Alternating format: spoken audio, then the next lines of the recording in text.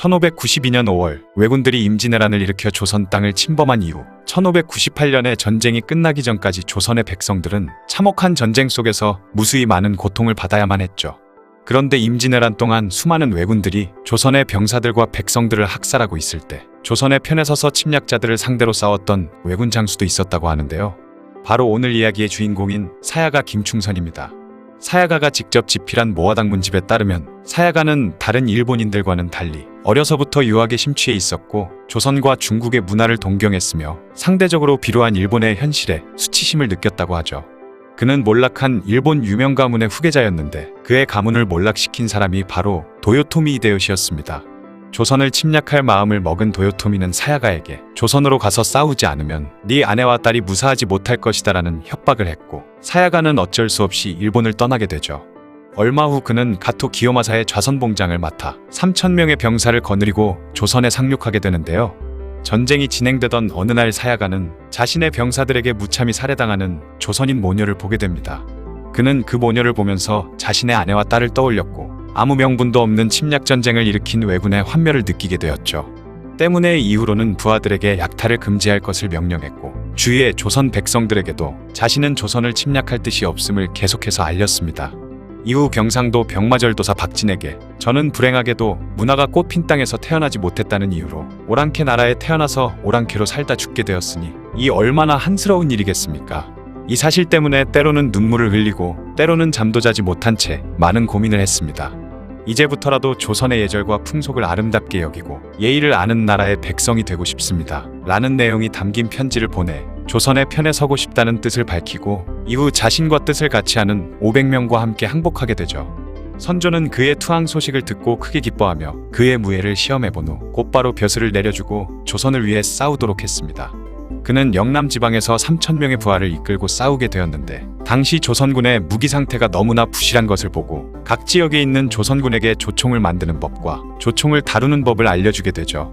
이후 사야가는 경상도 지역의 의병들과 함께 힘을 합쳐 일본군과 여러 번의 전투를 벌였는데 그 과정에서 곽재우와 연합해 일본군을 상대하기도 했습니다.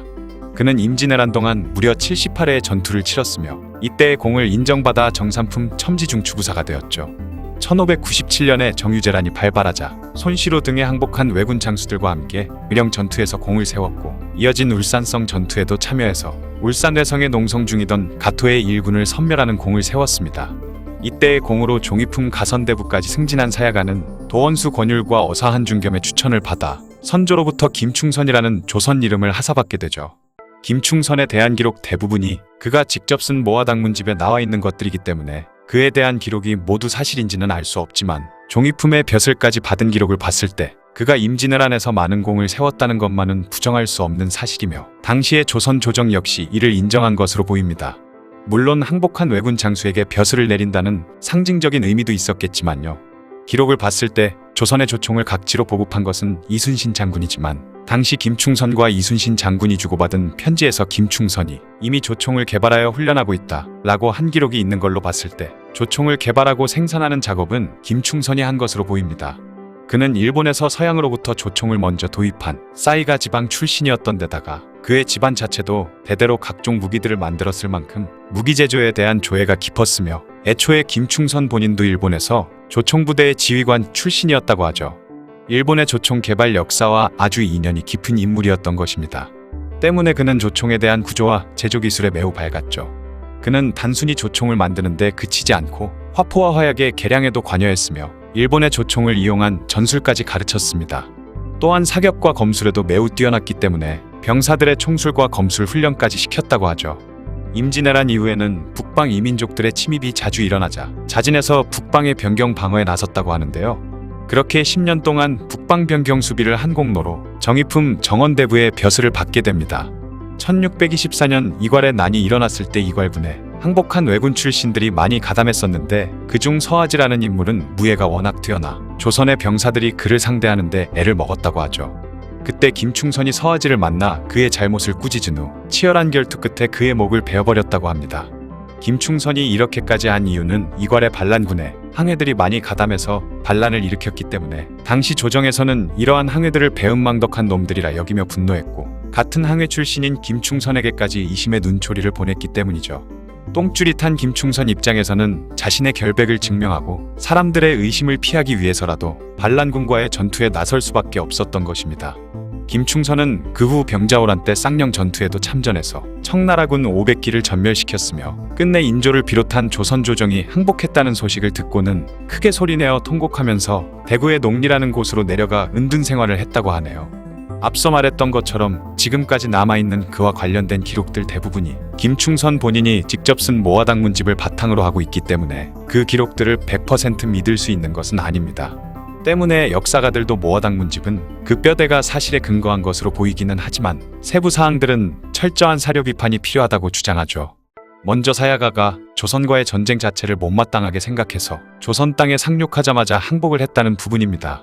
임진왜란 초기에 조선군은 항복하는 왜군을 묻지도 따지지도 않고 마구 죽이는 경우가 많았기 때문에 이 시기에는 항복을 한다 해도 확실하게 안전을 보장받지 못할 가능성이 높았죠. 그리고 애초에 허를 찌르는 기습작전이 성공하면서 엄청난 기세로 진군을 거듭하던 개전 초기의 일본군이 조선에 항복할 이유가 거의 없다고 봐야 했습니다.